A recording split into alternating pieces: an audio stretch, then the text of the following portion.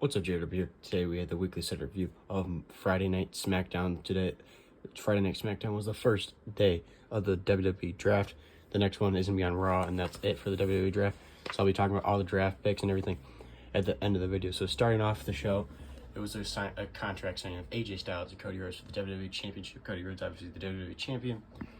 They both had a pretty neutral agreement, and there was like no attacks or anything. Usually it was weird. Most most contract signings, there's a fight or something. Nothing. They were very chill, signed their contracts. AJ pretty much saying how he's gonna beat Cody Rhodes, and Cody needs to enjoy his title reign because AJ's gonna become the next WWE champion. Cody talked about how he's gonna beat AJ, and then they shook hands and they went their separate ways. Then when Cody was going up the stage, Triple H music hits. Triple H comes out, raises Cody's hand, and he says, "Well, since you're now on SmackDown, because you're the Lock champion, how about you do the SmackDown picks with me for the round one, and I will do the Raw picks." So Cody and Triple H did the first round draft picks together. So one of the draft picks was Carmelo Hayes for the first round. Cody announced it for SmackDown. Carmelo Hayes comes out and he goes, "Cody, you've been saying if you're coming after King, come 100%. Well, guess what, Cody? I'm shooting my shot. You and me tonight in SmackDown." And the crowd's cheering. Cody's like, "Well, maybe I forgot my gear." He's like, "I'm just kidding. You and me in the main event. You, me, Carmelo Hayes tonight at the main event." So it's Cody Rhodes versus Carmelo Hayes in the main event of SmackDown. We'll go over that in a little bit. Then it was Dragon Lee and Rey Mysterio versus Santo Escobar's goons. I always forget their names. It was a boring match. We had the same match that you get every single week on SmackDown. I think Rey Mysterio and Dragon Lee picked up the victories. Then Santo Escobar came out. It was Rey Mysterio, "I'm a lot of things, but I'm not a liar. I'm telling you, I was not the one that attacked Dragon Lee." And the girl with Santo Escobar is like, she's been doing a lot of research, and she finally found the video of Dragon Lee being attacked. And Carlito's starting to face. I had a feeling it's to be Carlito. He starts turning, and he's behind now Dragon Lee, like almost hiding. And they play the video. Carlito was the one that attacked Dragon Lee before WrestleMania, and Dragon Lee couldn't have his WrestleMania moment, and Andrade got the spot. I think the whole reason was Carlitos wanted to get that spot, but ended up getting Andrade. So they show the video. Carlito instantly attacks Dragon Lee, lays him out, throws Rey Mysterio out of the ring, and then he runs, jumps the barricade and runs. He almost looks scared or something. It sounded like didn't feel like a bad guy like kind of moment. It felt like he was just like running, like scared. It was interesting how they did this. So I'm not sure if Carlito's a bad guy or a good guy. I'm not sure what it really is, or was he just jealous? We'll have to find out next week. Bianca Belair and Jade Cargill went face-to-face with the Kabuki Warriors, because next weekend they'll be facing the Kabuki Warriors, Jade Cargill and Bianca Belair, for the Tag Team Championships. I got a feeling Jade Cargill and Bianca Belair are going to win those tag titles. AOP attacked Pete Dunne and Tyler Bate backstage, beating the holy hell out of Karrion Kross.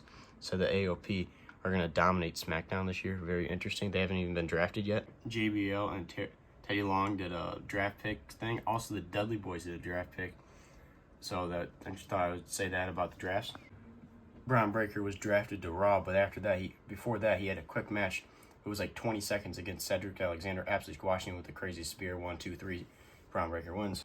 Then the Bloodline showed up to SmackDown, getting out of their car. Solo Sikoa being like the leader pretty much right now. The Bloodline, Paul Heyman told them that they had not been drafted yet. Solo Sikoa was pissed. Tama Tonga got in the face of Paul Heyman when Kevin Owens out of nowhere came out, attacked Tama Tonga backstage, and ended up brawling. While Jade Cargill and Bianca Belair and the Kabuki Warriors were going face-to-face, Kevin Owens and Tama Tonga went right past them. They go into the ring, beating the holy hell out of each other. Solo Sikoa jumps Kevin Owens. They were beating up Kevin Owens again, like last week. Security's trying to break him up. They take out security. Randy Orton music hit. He comes out to save Kevin Owens. He takes out, he wants to go hit a RKO on Solo Sikoa, but Solo Sikoa pushed him off. He took out Tama Tonga, and then the security broke up all this and held back Randy Orton. So next weekend, it'll be Randy Orton, Kevin Owens versus Solo Sikoa and Tama Tonga in a tag match at Backlash in France. Then it was a #1 contender match. Whoever wins faces Bayley at Backlash for the Women's World Championship. It was Tiffany Stratton versus Naomi. This match was going great, pretty good and everything. Bayley on commentary went out of nowhere. The woman that was drafted to SmackDown for the first time in her career, Nia Jax, showed up laying out Bayley, then getting there, and then Tiffany Stratton and Naomi came out of the ring. Nia Jax laid them out, and then Nia Jax ended up leaving, and then Tiffany Stratton ended up hitting a double moonsault thing on Naomi and Bayley in the middle of the ring. So next week it's gonna be a triple threat. It's gonna be next weekend at the Backlash. It's gonna be Naomi, Tiffany Stratton, and Bayley for the Women's World Championship at Backlash. Then it was the best match of the night. It was the main event: Cody Rhodes versus Carmelo Hayes. I think it was like a #1 contender match. If Carmelo Hayes wins, he gets a title shot. Well, Cody ended up picking the victory. These guys put on an amazing match. Cody hitting great Cody cutter on Carmelo Hayes. It was like picture perfect, a great crossroads. They both went for almost like a Cody cutter at a point, and they missed, and Cody landed really weird on his shoulder, but he seemed to be okay. But Cody ended up picking the victory, hitting a crossroads on Carmelo Hayes. 1, 2, 3, Cody wins. Cody's celebrating, then he turns around, and there's AJ Styles. And they ended the show with AJ Styles and Cody Rhodes going face-to-face while Cody holds up the WWE Championship. Okay, so this show was not too bad for the actual wrestling and everything. I'm going to give it a solid 4 out of 5. But now I'm going to talk about the draft picks. So for the draft picks, for the first actual draft pick, the very first one Cody Rhodes announced for SmackDown, Bianca Belair was drafted. Then Jey Uso was drafted to Raw. So he was the first male to be drafted. Very surprising seeing Jey Uso be the first draft pick. Then Seth Rollins was drafted to Raw, and Carmelo Hayes was drafted to SmackDown. Then round 2, Nia Jax was drafted to SmackDown. Nia Jax was drafted to SmackDown. Liv Morgan was drafted to Raw. Braun Breaker was drafted to Raw, leaving SmackDown. Randy Orton stays on SmackDown, so he was drafted to SmackDown.